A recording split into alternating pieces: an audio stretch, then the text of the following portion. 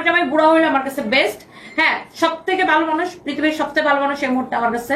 স্বামীকে হারিয়ে সামাজিক যোগাযোগ মাধ্যমে একাধিক আবেগী পোস্ট দিচ্ছেন দেশের সফল নারী উদ্যোক্তা রুবায়েত ফাতেমা তনি। বয়সে ৩৮ বছরের বড় সাদাত হোসেনকে বিয়ে করায় সামাজিক যোগাযোগ মাধ্যমে প্রায়ই নেটিজেনদের সমালোচনা ও ট্রলের শিকার হন তনি।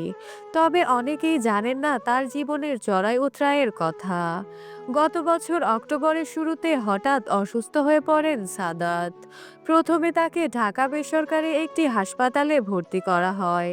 শারীরিক অবস্থা সংকটাপন্ন হলে সময় নষ্ট না করে তনি তার স্বামীকে এয়ার অ্যাম্বুলেন্সে করে ব্যাংককে নিয়ে যান। ব্যাংককের চিকিৎসা ব্যয়বহুল। এই চিকিৎসার খরচ সামলাতে হঠাৎ নগদ অর্থ জোগাড় করতে পারেননি তনি। তাই তিনি নিজের ৭০ ভরি গয়না বিক্রি করে দেন। ডায়মন্ড ওয়ার্ল্ডের সেসব গয়না বিক্রি করে অসুস্থ স্বামীকে নিয়ে একা এয়ার অ্যাম্বুলেন্সে করে ব্যাংককের হাসপাতালে পৌঁছান।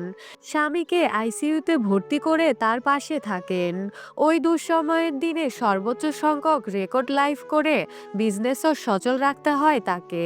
স্বামীর চিকিৎসা, ব্যবসা আর ২ সন্তান সামলাতে গিয়ে দীর্ঘ ২ মাস তনি ঢাকা ব্যাংকক এই ২ দেশে যাওয়া আসার মধ্যে ছিলেন। তারপরেও বাঁচাতে পারেননি ভালোবাসার মানুষকে।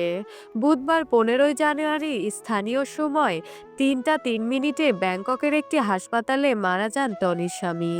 স্বামীর কথা মনে করে আবেগী তনি একাধিক স্ট্যাটাস শেয়ার করেছেন তার ফেসবুকে।